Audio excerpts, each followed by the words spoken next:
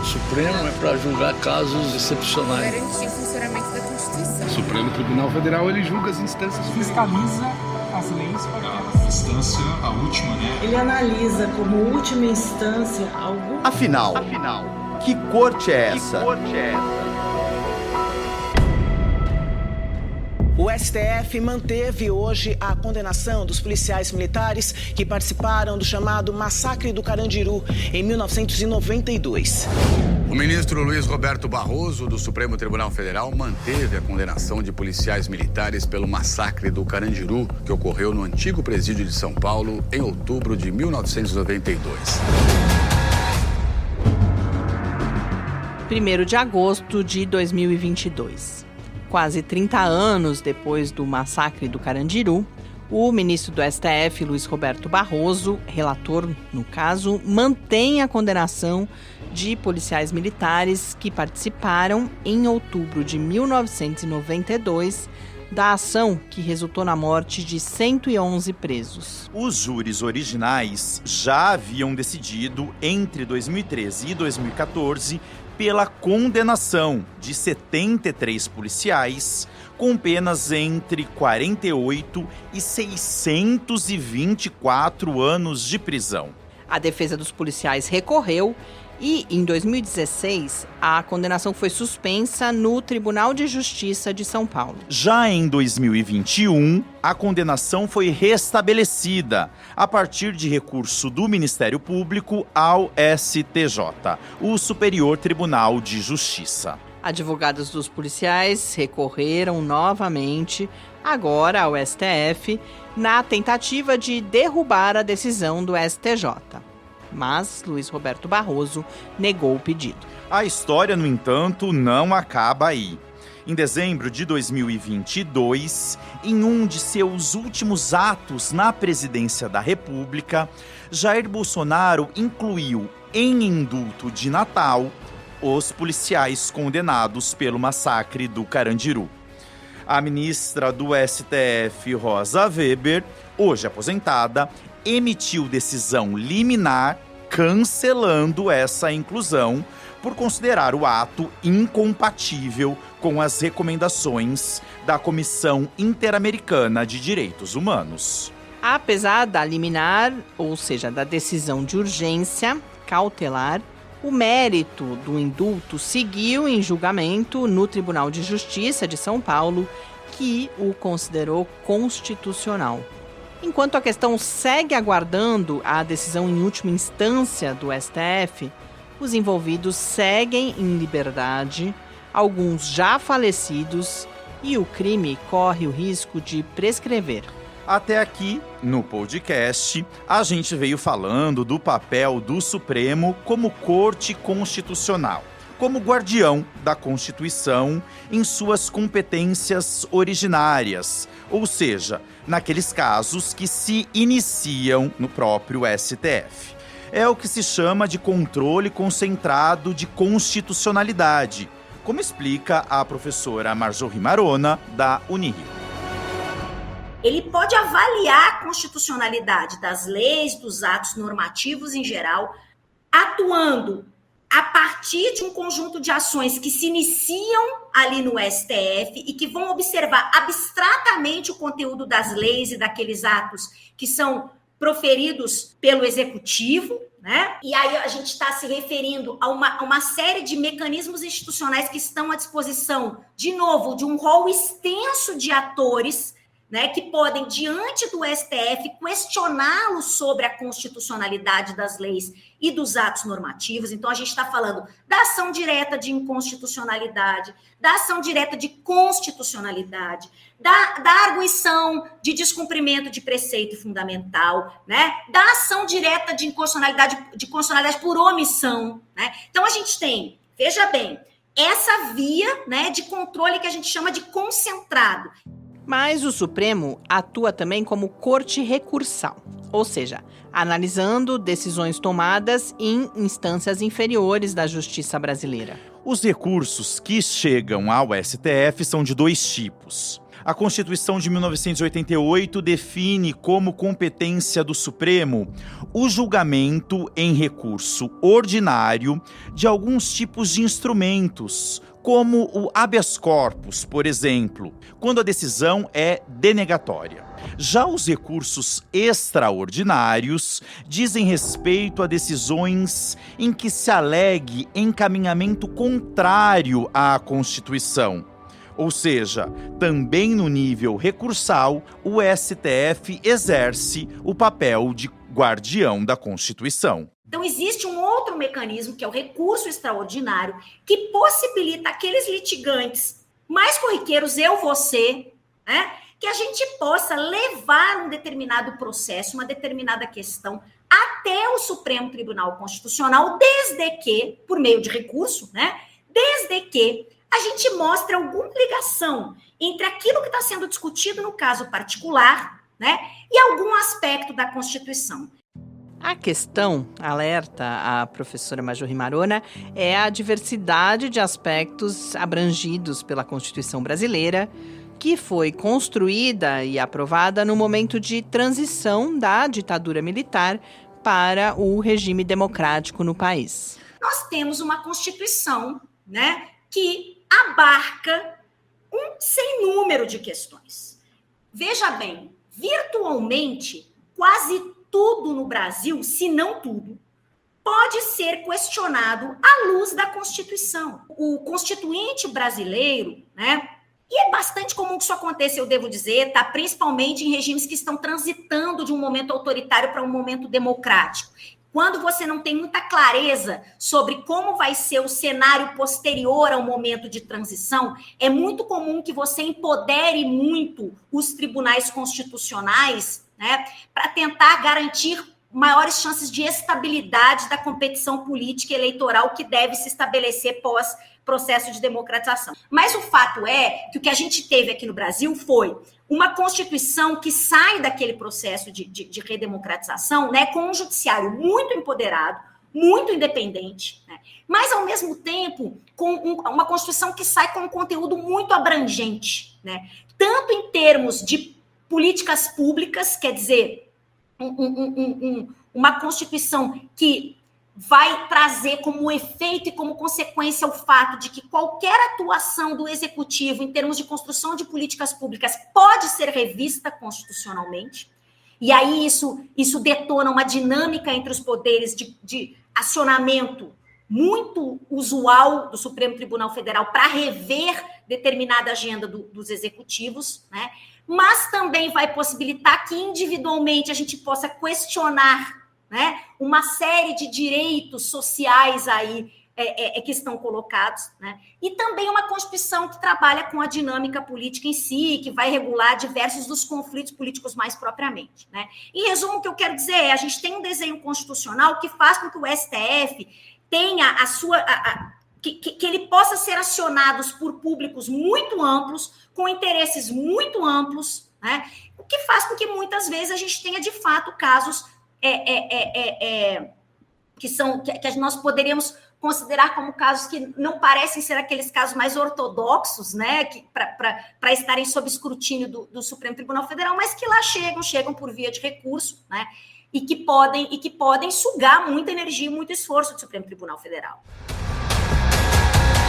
Você saberia me dizer quais tipos de casos podem ser julgados pelo Supremo?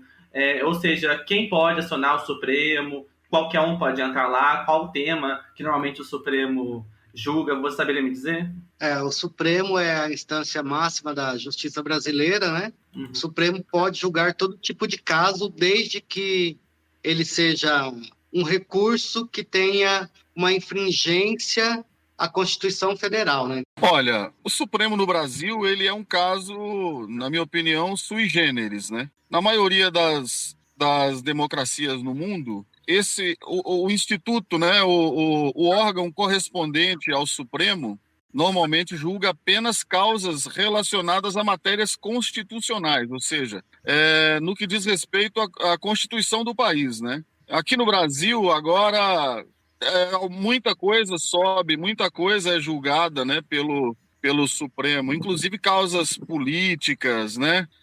Agora, por exemplo, tem até matéria penal que está sendo julgada, gente que não tem foro privilegiado, né? Ou seja, que não pode, em tese não poderia ser julgada pela instância máxima do judiciário brasileiro e tal. A competência do Supremo ela é prevista na Constituição Federal. Se eu não me engano, é no artigo 102 da Constituição, que lá estabelece todos os casos que o Supremo tem competência de julgar e também, logo perto, os legitimados. Não é qualquer pessoa que pode alcançar o Supremo, mas, por exemplo, em caso de ações de inconstitucionalidade, você tem ali, é um rol maior do que já foi um dia, o que também favorece para um trânsito enorme de processos no Supremo, mas não é também indiscriminado para qualquer pessoa. E em sede recursal, o Supremo ele tem os requisitos da repercussão geral, do não sei o quê, e também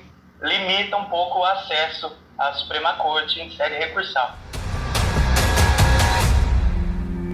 O Gustavo não se enganou. É mesmo o artigo 102 da Constituição que define as competências do STF. A repercussão geral, que também aparece na resposta do Gustavo, é um dos dispositivos criados na reforma do Judiciário, em 2004, visando restringir o número de casos que podem ser acolhidos pelo Supremo.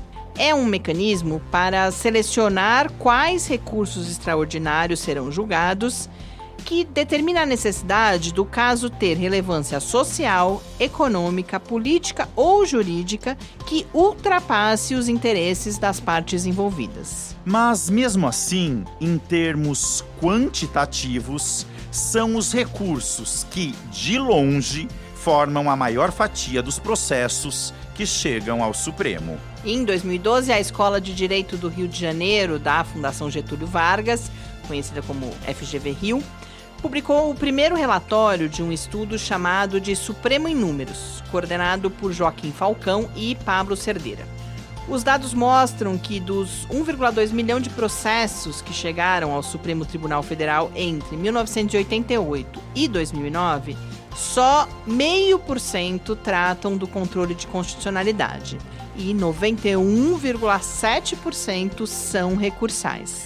Em 2024, como já vimos no episódio 4, em quase 70% das vezes que o STF foi acionado, foi a partir de recursos. Diego Werneck Arguelles, do INSPER, o Instituto de Ensino e Pesquisa, destaca 2 problemas nessa caracterização do STF como tribunal que decide em massa litígios que vêm das instâncias inferiores. O primeiro é o excesso de decisões monocráticas, uma vez que o volume de recursos não permite que todos sejam apreciados em plenário, incluindo casos que, na avaliação de Diego, mereceriam essa atenção do colegiado.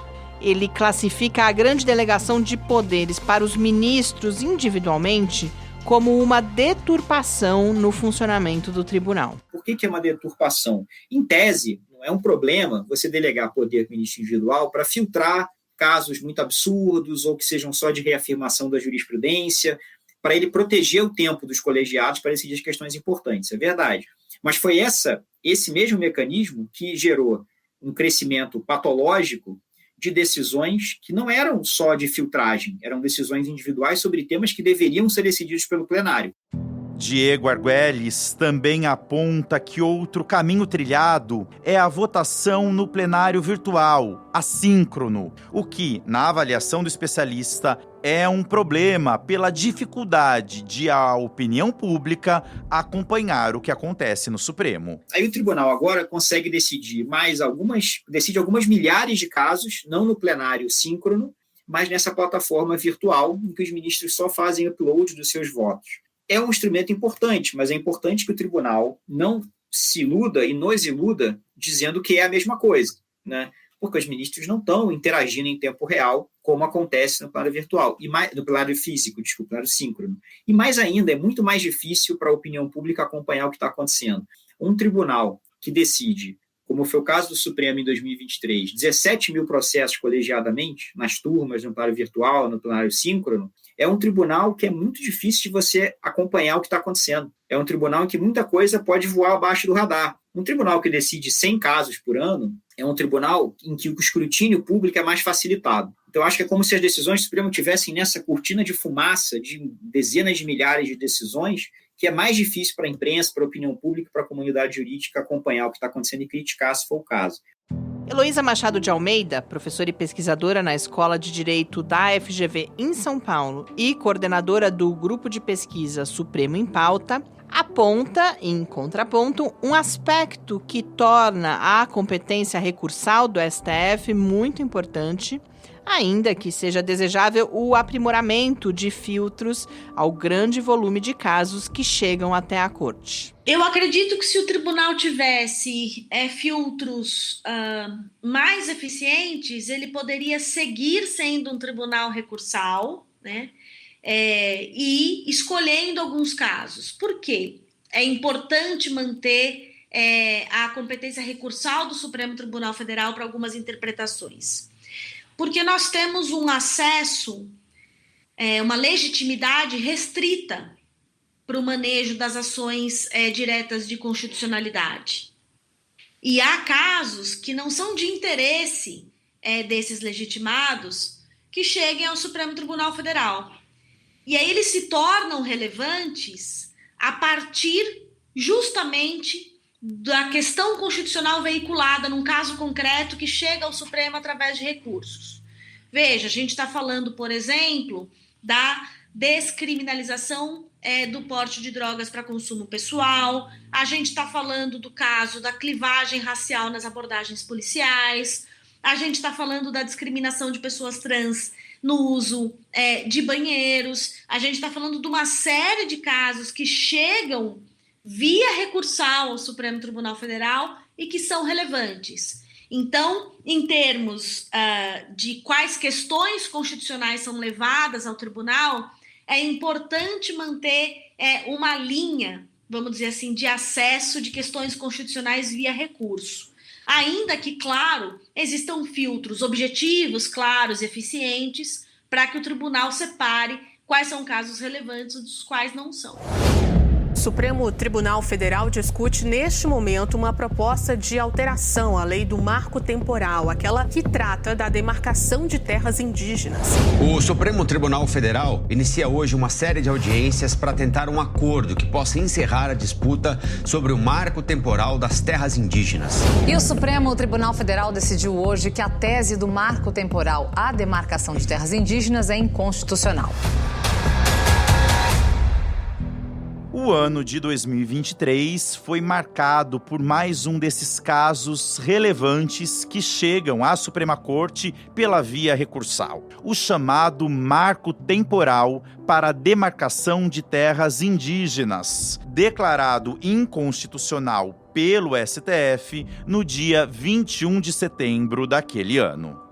Marco temporal é uma tese jurídica segundo a qual os povos indígenas têm direito de ocupar apenas as terras que ocupavam ou que já disputavam em 5 de outubro de 1988, data de promulgação da Constituição.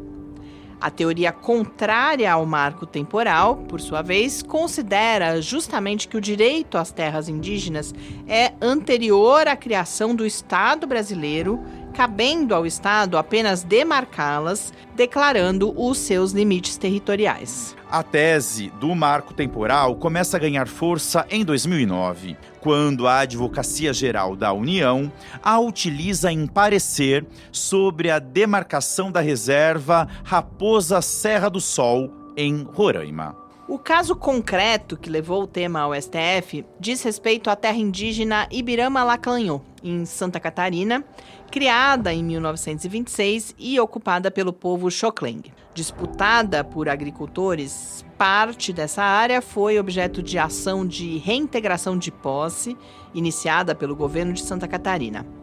A reintegração de posse foi concedida pelo Tribunal Regional da 4ª Região, o TRF4, e contestada pela FUNAI em recurso extraordinário julgado procedente pelo STF naquele 21 de setembro de 2023. A decisão do STF, fixada como sendo de repercussão geral, passou assim a afetar mais de 200 outros casos semelhantes que aguardavam essa deliberação. No entanto, logo após a votação do Supremo e antes que a decisão fosse publicada, o Congresso Nacional reagiu, publicando a Lei número 14.701, que, dentre outros pontos, reafirma o marco temporal.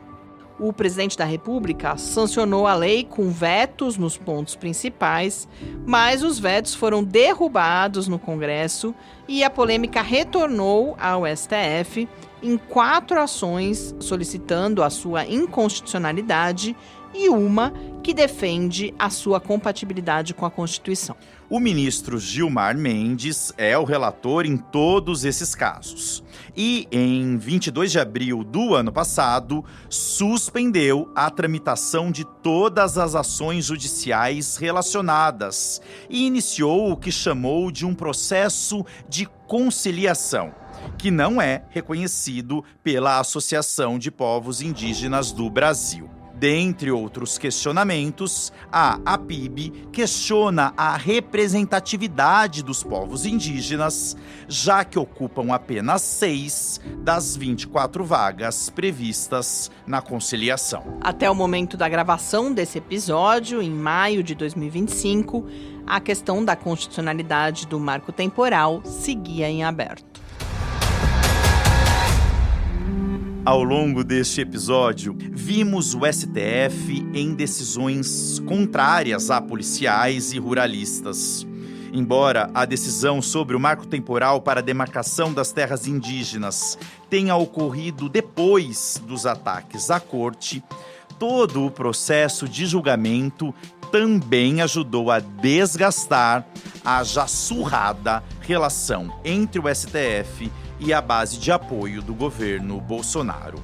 E como foi a cobertura da mídia a respeito das decisões do STF sobre o processo de julgamento do marco temporal para a demarcação de terras indígenas? A análise feita pelo projeto de pesquisa O Supremo na Mídia, Independência, Transparência e Accountability concluiu que a cobertura foi majoritariamente negativa no G1 e equilibrada na Folha.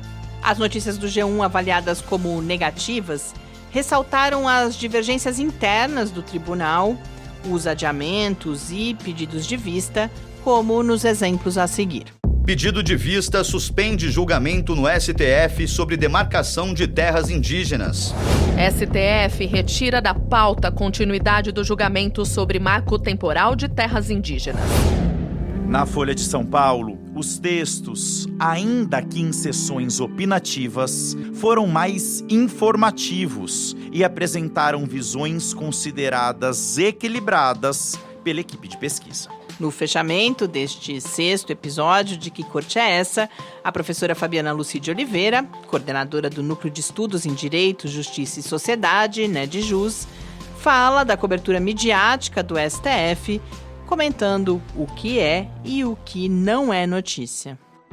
Como já mencionamos em episódios anteriores, a cobertura da mídia costuma dar maior visibilidade a alguns casos em detrimento de outros. A seleção dos casos que ganham destaque depende da chamada importância jornalística das ações e das decisões da Corte. A maioria dos casos julgados pelo STF recebe pouco ou nenhuma atenção da imprensa. Apenas uma parcela muito pequena é acompanhada com cobertura extensa ao longo de toda a sua tramitação. Pesquisas na área de comunicação mostram que a cobertura da mídia tende ao sensacionalismo.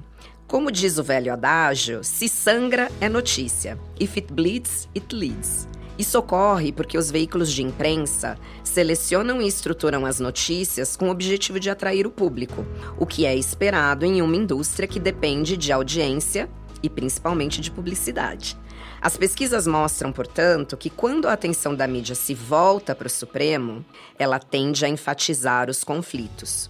Seja conflitos entre os próprios ministros, como decisões não unânimes ou divergências de opinião, ou os conflitos políticos, especialmente aqueles envolvendo o Congresso ou o presidente da República, como a gente viu no episódio anterior. Por isso, as ações penais e os inquéritos envolvendo políticos são os tipos de caso mais recorrentes na mídia, seguidos pelos casos de controle de constitucionalidade de políticas públicas. E como nós já comentamos, os casos recursais, embora eles representem a maior parte da pauta do STF, são justamente os que recebem menor atenção da imprensa. Nas colunas de opinião da Folha, se a gente olhar, a gente vê que apenas 7% dos casos mencionados eram casos recursais, ou seja, a cada 14 casos comentados nessas colunas, apenas um era de natureza recursal. Já no G1, esse número sobe ligeiramente. 1 em cada 10 casos é recursal. O caso do marco temporal foi o recurso mais noticiado no período, seguido pelo debate sobre a competência da Justiça Eleitoral para julgar crimes comuns conexos a delitos eleitorais. Também teve destaque a tese de repercussão geral, que validou o compartilhamento de dados da Receita Federal e do COAF com o Ministério Público para fins criminais. E outro caso que ganhou destaque e que tem consequência para grande parte da população foi a chamada revisão da vida toda, em que o STF discutia, por meio de recurso extraordinário, se aposentados e pensionistas do INSS podiam pedir o recálculo do benefício, incluindo salários de contribuições anteriores a 1994, que foi o início da circulação da nossa moeda, o real. É importante lembrar que vários fatores tornam a cobertura do STF especialmente desafiadora. Primeiro, as atividades do Supremo Tribunal Federal, são por natureza episódicas. Então, os jornalistas, eles precisam entender, interpretar e resumir decisões complexas, muitas vezes em poucas horas. E muitas vezes decisões que levaram meses para serem construídas. Depois a gente tem a complexidade da linguagem jurídica e das próprias ideias, somada à pressão por rapidez e concisão. Então, tudo isso torna difícil uma cobertura realmente precisa e abrangente. E somado a isso tudo, a gente tem a diversidade e o volume de casos decididos pelo STF. Isso torna ainda mais difícil uma cobertura completa e equilibrada. A maior parte da atuação da Corte, então, segue longe dos holofotes. E entender essa dinâmica entre o que é julgado e o que é noticiado é fundamental para a gente pensar criticamente tanto o papel da mídia quanto a própria imagem pública do Supremo. Com o comentário da professora Fabiana Lúcia de Oliveira, portanto, que é coordenadora do Núcleo de Estudos em Direito, Justiça e Sociedade, o NEDJUS, nós fechamos esse 6º episódio do podcast. Eu sou Mariana Pezzo e o nosso podcast é uma produção em parceria entre o NEDJUS e o Instituto de Cultura Científica da Universidade Federal de São Carlos, ICC. A produção tem apoio da Rádio Fiscar e do Laboratório Aberto de Interatividade, o LAB. E eu sou o João Juste. O podcast e a pesquisa coordenada pela professora Lucy tem apoio financeiro do CNPq, o Conselho Nacional de Desenvolvimento Científico e Tecnológico. Você pode ouvir todos os episódios e acessar outros materiais na página do projeto a partir do endereço icc.ufiscar.br. E eu espero vocês no próximo episódio, em que vamos falar sobre como a mídia tratou de divergências entre os ministros do STF na decisão que acabou resultando na liberdade do traficante conhecido como André do Rap. E também em casos de roubos de itens como shampoos, chocolates e uma peça de picanha.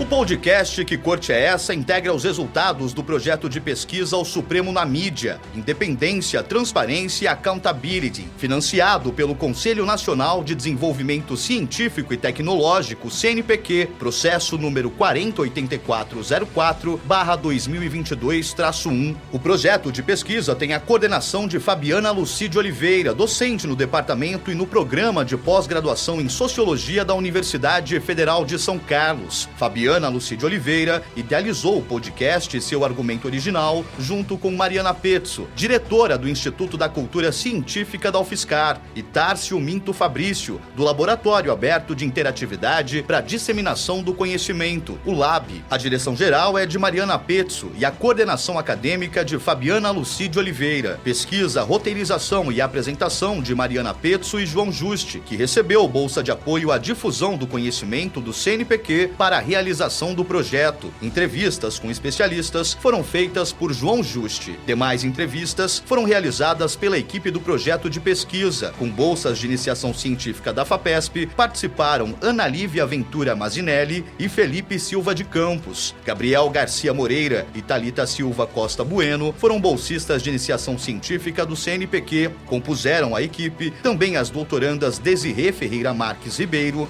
Lorena Cristina da Silva Melo e Thalita Passos de Lima Van Hout. A identidade sonora, captação e edição de áudio são de Gustavo Camilo, da Rádio UFSCar. Vozes complementares são de Eduardo Sotomayor e Estela de Oliveira. Identidade visual de Henrique Mateus. Edição de entrevistas em vídeo de Maurício Xavier. Site por Mailon Martins de Melo, Mariana Pezzo e Analice Gaspar Garcia.